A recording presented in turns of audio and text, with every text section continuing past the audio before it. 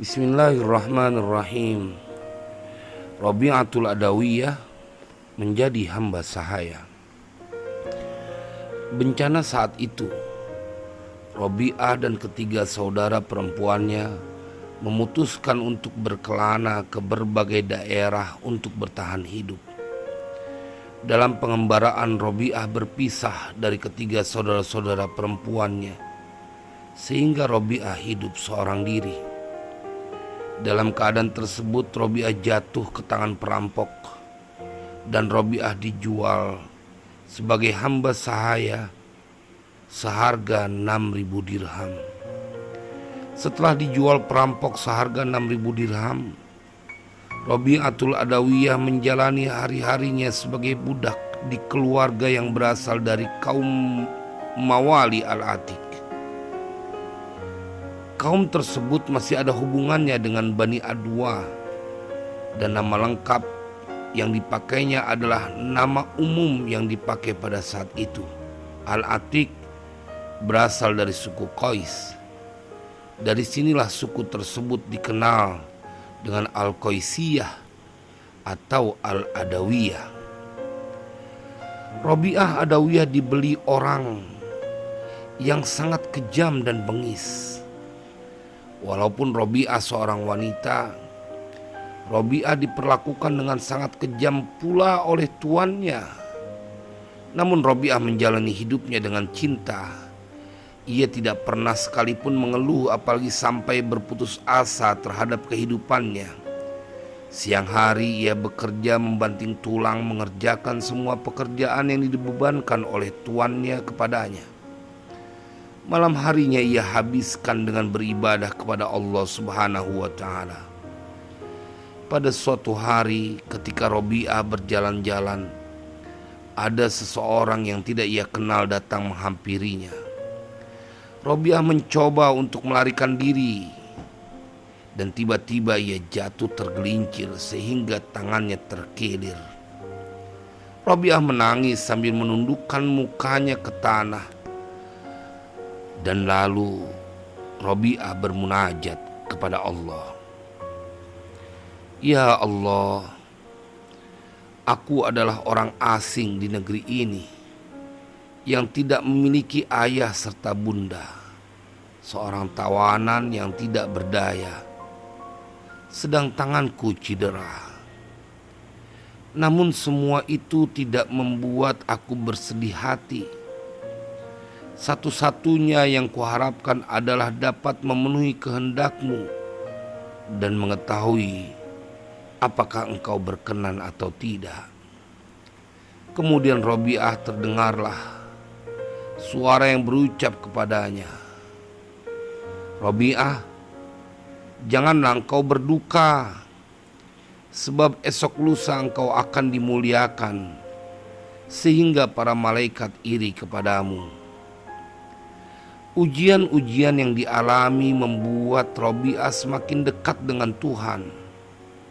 Satu malam, seorang majikan terjaga dari tidur dan melalui jendela melihat Rabi'ah sedang sujud dan berdoa kepada Allah. Ya Allah, Engkau bahwa hasrat hatiku adalah untuk memenuhi perintah-Mu. Jika aku dapat merubah nasibku ini, niscaya aku tidak akan istirahat barang sedikit pun dari mengabdi kepadamu. Ketika Rabi'ah sedang berdoa dan melakukan sholat malam, pada saat itu majikannya melihat dan dikejutkan oleh sebuah cahaya atau lentera yang tergantung di atas kepala Rabi'ah tanpa ada sehelai tali pun. Cahaya tersebut bagaikan lentera yang menyinari seluruh rumah dan merupakan cahaya sakinah. Melihat peristiwa tidak biasa yang terjadi pada Rabi'ah, pagi-pagi sekali majikannya memanggil Rabi'ah dengan sikap lemah lembut. Dan keesokan harinya Rabi'ah dibebaskan oleh majikannya. Sebelum Rabi'ah pergi, majikannya menawarkan Rabi'ah untuk tinggal di kota Basrah, dan majikannya akan menanggung segala keperluan dan kebutuhan Rabi'ah. Tetapi Rabi'ah menolak. Dan sesuai janjinya, jika ia bebas, maka Robiah akan mengabdikan hidupnya hanya untuk beribadah kepada Allah Subhanahu wa Ta'ala. Setelah bebas sebagai budak, beliau pergi mengembara di padang pasir. Dan di padang pasir ia menemukan tempat tinggal. Di tempat itulah Robiah menghabiskan seluruh waktunya beribadah kepada Allah. Di tempat tinggalnya Robiah hanya tidur sedikit di siang hari dan menghabiskan sepanjang malam untuk bermunajat kepada Allah Subhanahu wa Ta'ala. Satu ketika beliau memiliki niat untuk pergi melaksanakan ibadah haji, dan niat itu beliau realisasikan atau beliau laksanakan. Robiah hanya bermodal seekor keledai dan sedikit barang-barang untuk kebutuhan hidupnya. Akhirnya Robiah berangkat untuk menunaikan ibadah haji. Akan tetapi Robiah mengalami kemalangan. Keledai yang menemani perjalanannya mati. Kemudian Robiah berjumpa dengan sekelompok orang yang menawarkan bantuan untuk membawakan barang-barang miliknya. Tawaran tersebut ditolak Robiah dan sambil berkata bahwa ia tidak akan pernah bergantung kepada siapapun selain kepada Allah Subhanahu wa Ta'ala. Robiah hanya percaya bantuan dari Allah dan tidak pada ciptaannya. Berlalulah sekelompok orang itu meninggalkan Robiah seorang diri di tengah padang pasir yang luas. Di gurun atau padang pasir tersebut, Robiah menundukkan kepalanya seraya berdoa, "Ya Allah, apalagi yang akan kau lakukan dengan seorang perempuan asing dan lemah ini? Engkaulah yang memanggilku ke rumahmu, tetapi di tengah perjalanan ini engkau malah mengambil keledaiku dan membiarkan aku seorang diri di tengah gurun pasir ini." Setelah Robiah memanjatkan doa, selang beberapa waktu keledai yang tadinya sudah mati seketika langsung bangkit kembali. Dengan tangkas Robiah langsung menaikkan barang-barang yang semula dibawa oleh keledainya, dan Robiah pun langsung meneruskan kembali perjalanannya. Setelah Robiah kembali, selanjutnya beliau memilih untuk hidup zuhud. Zuhud adalah satu sikap terpuji yang disukai Allah, di mana seseorang lebih mengutamakan cinta akhirat dan tidak terlalu mementingkan urusan dunia atau harta kekayaan. Suatu hari Robiah menjalani puasa selama 7 hari. Ia tidak mempunyai makanan sedikit pun untuk dimakan, dan selama 1 malam Robiah tidak tidur sama sekali, dikarenakan waktunya dihabiskan untuk beribadah kepada Allah Subhanahu wa Ta'ala. Robiah dilanda kelaparan yang sangat. Datanglah seseorang ke rumahnya dan memberi semangkuk makanan. Lantas makanan tersebut diterimanya. Kemudian Robiah menaruh makanan tersebut untuk mengambil lampu minyak sebagai penerang. Namun ketika ia kembali, didapatinya seekor kucing telah menggulingkan makanannya. Robiah lalu berkata, "Aku akan mengambil minum dan berbuka dengan air saja." Ketika Robiah membawa kendi, tiba-tiba lampu minyaknya padam.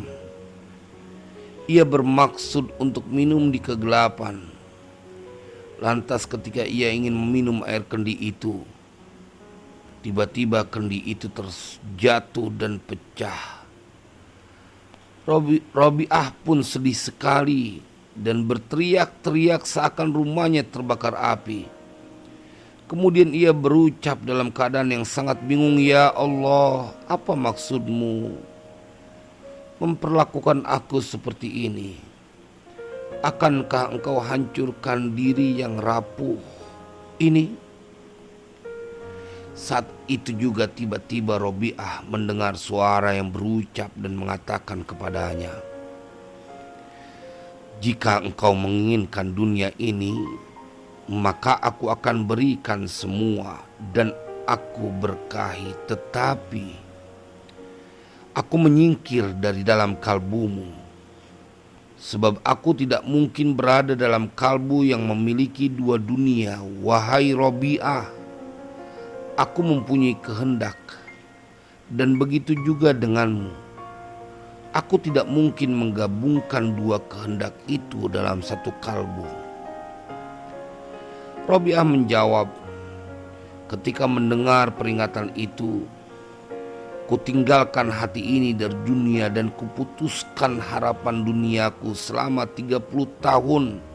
Aku sholat seakan-akan ini terakhir kalinya, dan pada siang hari aku mengurung diri menjauhi makhluk-makhluk lainnya. Aku takut mereka menarikku dari dirinya.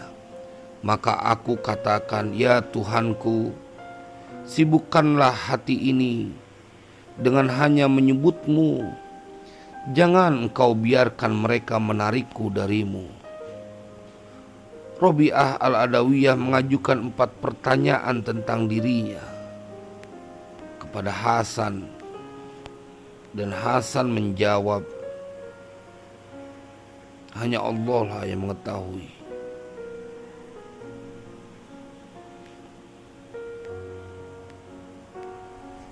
Allahu a'lam.